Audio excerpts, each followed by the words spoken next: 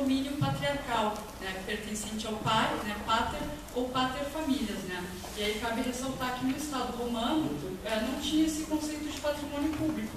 Na verdade, tratava-se, né, desses bens móveis de valoração material ou imóveis, né, e que podiam ser deixados por testamento, por via testamental. Era um legado e que no Estado romano poderia ser inclusive mulheres e filhos, né, dos pais de famílias. Então a gente poderia encontrar nos testamentos, né, dos senhores os filhos e mesmo as mulheres. Então a palavra patrimônio tem a sua base lá no Estado romano. Pode passar.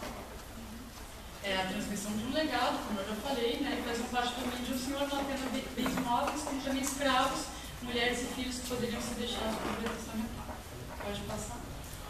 Depois, em alguns momentos, assim, com finalidades bem específicas, em contextos históricos, é que começa a surgir essa ideia de preservação. Por exemplo, na Reforma Protestante, né, tinha toda uma ameaça de destruição, por exemplo, dos bens das igrejas, né, de todo esse acervo de cunho religioso, né, e também a gente vai encontrar lá na Revolução Francesa, né, quando os bens dos aristocratas também foram confiscados. Então teve que se criar, né, um fundamento, um porquê, né, para evitar a destruição desses bens. Então a gente vai ver, né, intelectuais amparados principalmente em ideais iluministas, né, mas com base nessas situações bem específicas, alegando que aqueles bens eram de interesse de toda uma nação, e não só, por exemplo, de representantes da igreja e da aristocracia. Então surge com uma finalidade prática, né, a noção de patrimônio público, que era para evitar que esses bens fossem depredados, né. A gente tem, por exemplo, são só dois exemplos que eu estou citando, né, de situações específicas em que era preciso alegar, né, o porquê desses bens serem pertencentes a um conjunto maior e não simplesmente a determinados segmentos, né. Esses são momentos que são importantes. Pode passar. Depois tem, no século XIX, né, o fortalecimento dos Estados nacionais.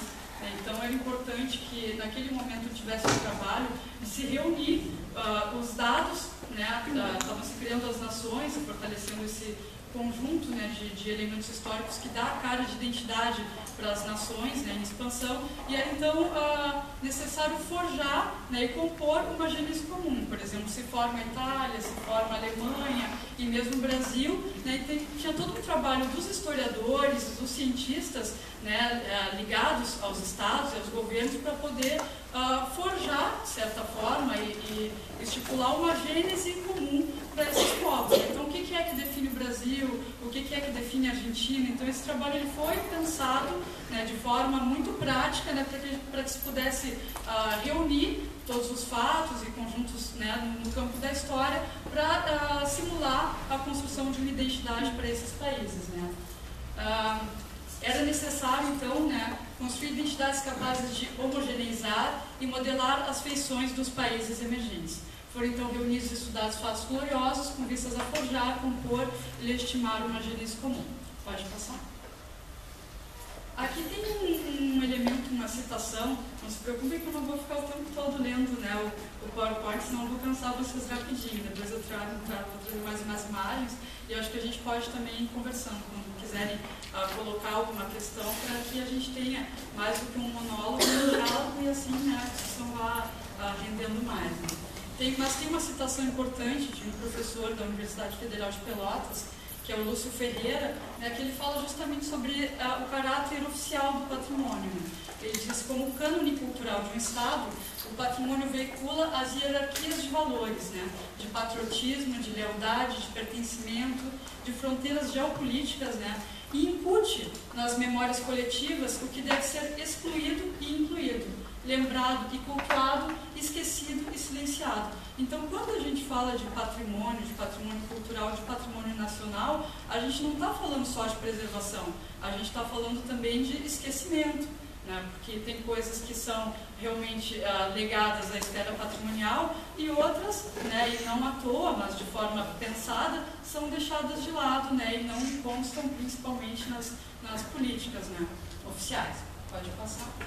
E para tratar aqui um pouco, né, da importância da cultura material, eu trouxe uma imagem da tomada lá do Iraque, né, quando o governo dos Estados Unidos derrubou o Saddam, né, e eu acho que essa imagem é bastante representativa no sentido da gente entender a importância da cultura material, né, do simbolismo da cultura material. Não basta simplesmente tomar o país, tomar o governo, derrubar o governo, mas também os seus marcos materiais, né. E isso também é uma estratégia de guerra que a gente vai encontrar em diversos momentos da história. Quando se invadem os países e que muitas vezes busca-se destruir um povo, destruir uma cultura como estratégia de guerra, é utilizada também a destruição do patrimônio material, por todo o simbolismo, por toda a relação de identidade que ele tem. Eu acho que essa é uma imagem que é bem marcante e que mostra para a gente, né, a importância da cultura material na formação e na construção das identidades. E também como um espaço também de disputa, de conflitos políticos. Né? Pode passar. De uma forma bem resumida, assim, trazendo um pouco de alguns elementos das políticas patrimoniais aqui no Brasil, a gente vai encontrar lá no século XVII uma manifestação em carta, já um documento do português, o Conde de Galvez, que ele escreve para o governador de Pernambuco. A gente tinha aqui, na verdade, o Palácio das Duas Torres.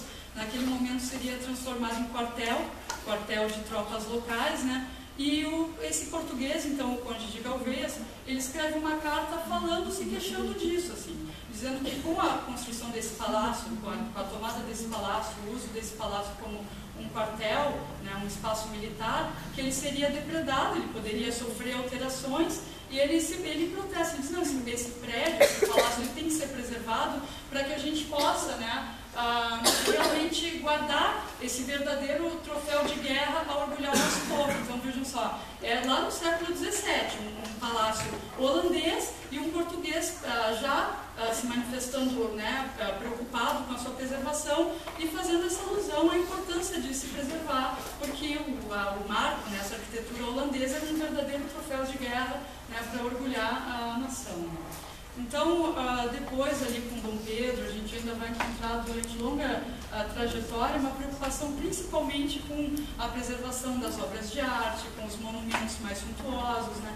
E todos ainda muito arraigados a essa elite que a gente tem governante no país, né? E durante muito tempo a preocupação foi principalmente com esses bens, né? Pode passar.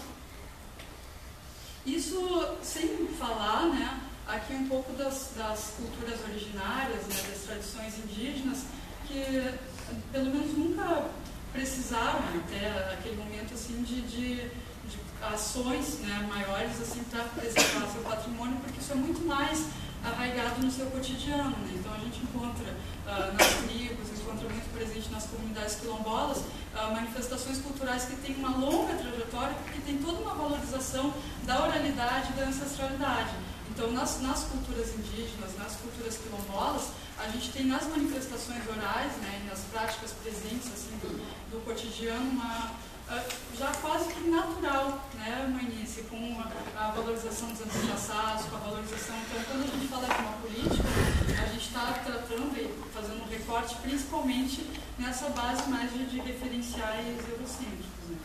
E essa sistematização e consolidação de uma política patrimonial aqui no Brasil, ela aconteceu principalmente na década de 30, né, do século XX. Um país que ainda tinha, né, muito do seu patrimônio, da sua marca colonial, né, e que buscava a urbanidade, buscava, na verdade, o caminho da, entre aspas, civilização, né, e tinha que lidar e poder, né, cuidar do seu patrimônio. Né.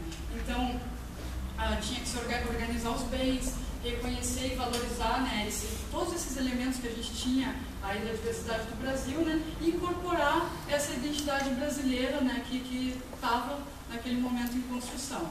Então, os primeiros anos, pode passar, Alexandre, em 1937, né, foi criado por lei o então Serviço do Patrimônio Histórico e Artístico Nacional, e ali já na era Vargas, né, o SFAM, como era chamado no momento, se organizou, né, e o patrimônio histórico e artístico do país, né, foi então conceituado e definido como o conjunto dos bens móveis e imóveis existentes no país e cuja conservação seja de interesse público, quer por sua vinculação a fatores memoráveis da história do Brasil, quer por seu excepcional valor arqueológico, ou etnográfico, bibliográfico ou artístico. Mas vem que ainda é muito presente essa marca da excepcionalidade, né? O que tinha de diferencial, assim, né? Os pontos mais, né, importantes. Isso aí lá na década de 30, pode passar. A gente tem alguns, né, desses dos tantos que a gente teve à frente do hoje Instituto do Patrimônio Histórico e Artístico Nacional, e acho que cabe destacar, talvez vocês já tenham ouvido falar do papel do Mário de Andrade e do Rodrigo Melo Franco de Andrade, né, que nos primeiros 30 anos, né, do então Serviço do Patrimônio Histórico e Artístico Nacional, eles fizeram um trabalho não só, né, preocupado com o patrimônio material, mas já lá na década de 30 a gente encontra toda uma preocupação, principalmente do Mário, de documentar essas manifestações imateriais, né? Ele procurou conviver muito com o pessoal das danças africanas, o Congo, essas práticas assim, do então chamado folclore do Brasil, né? E tanto que esses primeiros 30 anos, quando o órgão foi criado, tem uma perspectiva muito dos anos quase que de glória, né? O Rodrigo e o Mário, eles são muito cultuados ainda hoje, assim, por conta do trabalho que eles tiveram lá para implementar os primeiros passos, né, do hoje IFAM no país. Né? Com o período militar, ali, com a deflagração do golpe militar e o período